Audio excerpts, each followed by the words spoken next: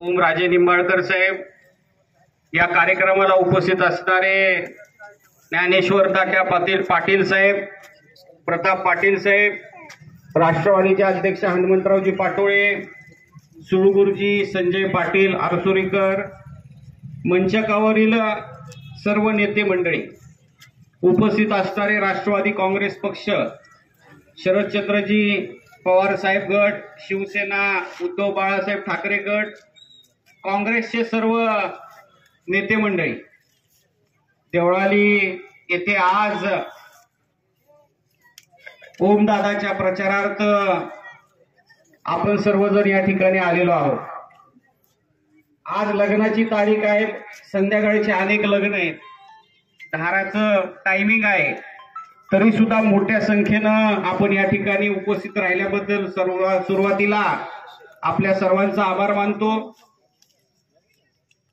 ही लोकसभेची निवडणूक आपल्या दृष्टीने अतिशय महत्त्वाची अशी निवडणूक आहे। ह्या सरकारमध्ये शेतकरी विरोधी सरकार आहे, जातीवादी सरकार आहे, आणि ह्या सरकारला या निवडणुकीमध्ये आपल्याला धडा शिकवायचा आहे। आपण जर पाहिलं, आम्ही तात्या या ठिकाणी आमदार होतो, तात्या या ठिकाणी 10 वर्ष आमदार होते, मी 3 टर्म होतो। आमचं काम तुम्ही पाहिलेलं आहे। आमचं काम पाहिल्यानंतर मतदारसंघातल्या लोकांना वाटलं की आता एकदा आपण उपऱ्या आमदाराला निवडून द्यावं। मतदारसंघातलं आम्ही काम बरं करत होतो, परंतु लोकांना बदल हवा असतो। एखादा सरपंच जरी चांगला काम करत असलं तर 5 वर्षानं पलटी मारतात लोक।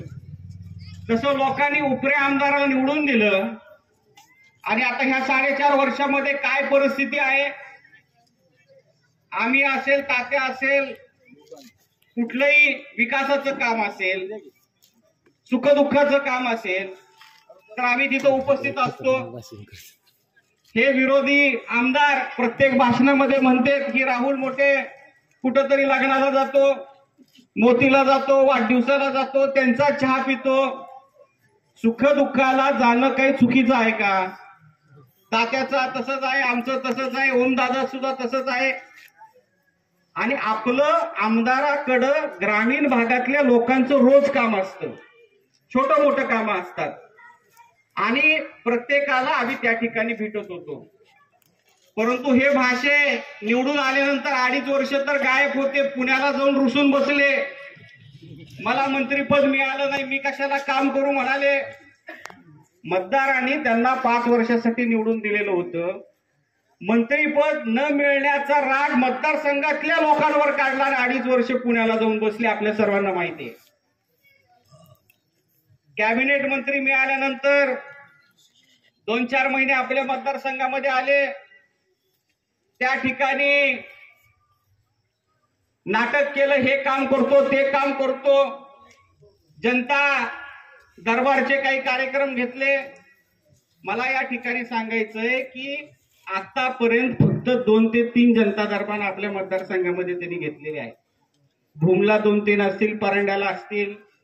आता एखाद्याचं काम असेल तर ह्यांच्या पुढच्या जनता दरबारसाठी आपण थांबणार आहेत का? आपल्याला उद्या अर्जंट काम असते, आज अर्जंट काम असते, आणि ह्यांच्या जनता दरबार मधला कामाची लिस्ट सोशल मीडियावर आली होती। ज्यांनी तिथं प्रश्न मांडले होते त्यातला 50-60 सुद्धा टक्के लोकांचे प्रश्न सुटले नाही। आणि मग अशी परिस्थिती असताना ह्या निवडणुकीमध्ये नेमकं काय करायचं ह्याचा विचार आपल्याला या ठिकाणी करायचा आहे। ही निवडणूक आपल्या दृष्टीने अतिशय महत्वाची आहे। गेल्या वेळेस तरी काय केलं, वातावरण तयार केलं की हिंगणगावला मी उजनीचं पाणी आणले। बार्शी उपसा सिंचनची योजना होती, त्यांच्या तालुक्यातल्या लोकांसाठी ती मंजूर झालेली होती, अनेक वर्षापासून ती चालू होती।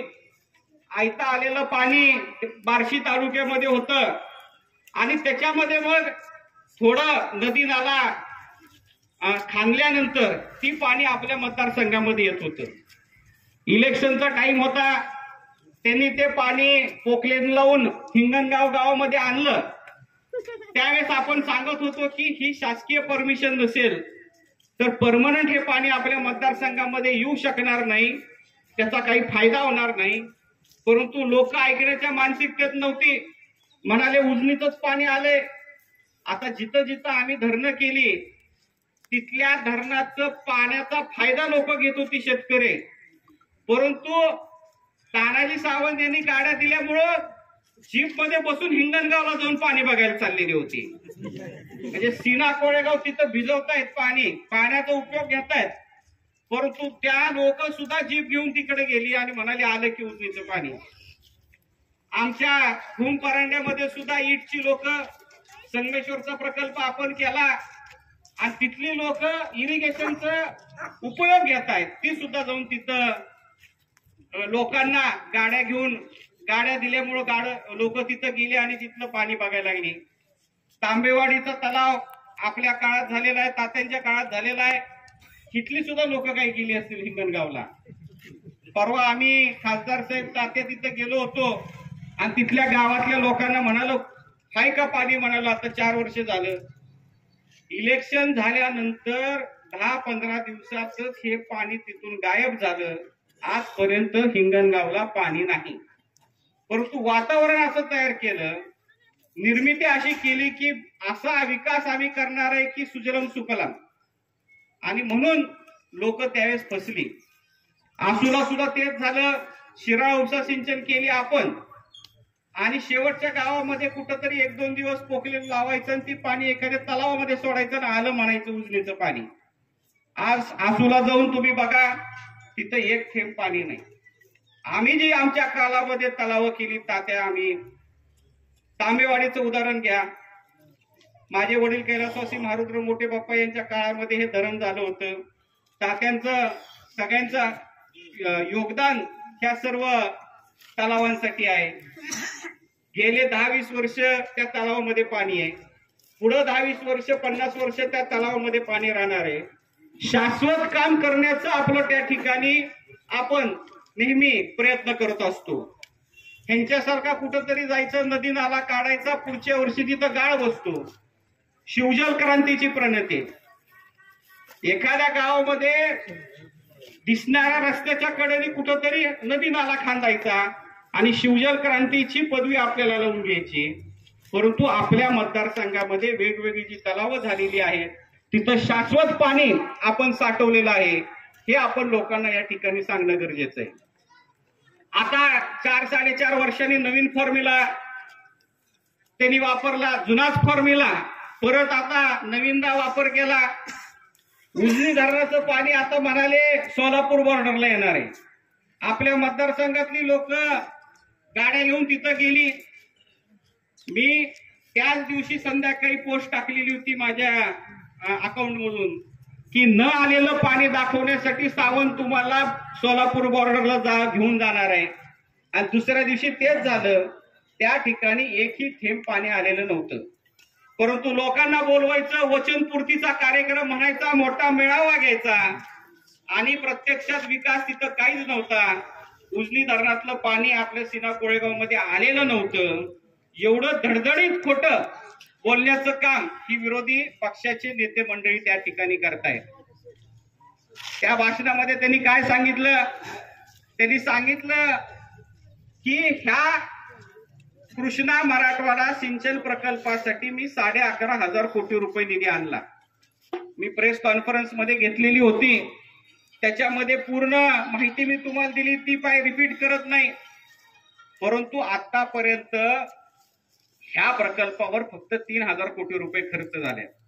आपल्या मतदारसंघामध्ये 1,300 कोटी रुपये खर्च झालेले आहेत. त्यातले 1,200 कोटी रुपये आपलं सरकार असताना, मी आमदार असताना, तात्या असताना ही कामं झालेली आहेत आणि 200 कोटीची कामं फक्त ह्यांच्या काळामध्ये झालेली आहेत. आणि अशी परिस्थिती असताना प्रकल्पाचीच किंमत 6 कोटी आणि 11,500 कोटी रुपये निधी मी मंजूर केला म्हणून त्यांनी प्रत्येक भाषणामध्ये सांगतात. आजच्या सुद्धा खासदार साहेब बार्शीच्या भाषणात त्यांनी सांगितलं की 11,500 कोटी निधी मी मंजूर केलेला आहे. मला शेतकऱ्यांना या ठिकाणी सांगायचंय की उजनी धरणातून जे पाणी आपल्याकडे येणार होतं ते 7 TMC मर्यादित येणार होतं. आणि ते पाणी आणायला 6,000 कोटी लागतंय. 3,000 फक्त त्याच्यावर आतापर्यंत खर्च झालाय. आणि भविष्यामध्ये राहिलेलं 16-17 टीएमसी जर आपल्या मतदारसंघामध्ये आणायचं असेल तर 11-11,500 कोटी रुपये त्या प्रकल्पाची किंमत आहे. ह्याला अधिकाऱ्यांनी कागद दिला, ती JR वाचला, प्रकल्पाची किंमत हीच मी निधी आणला म्हणून लोकांना सुरू सांगायला केलं.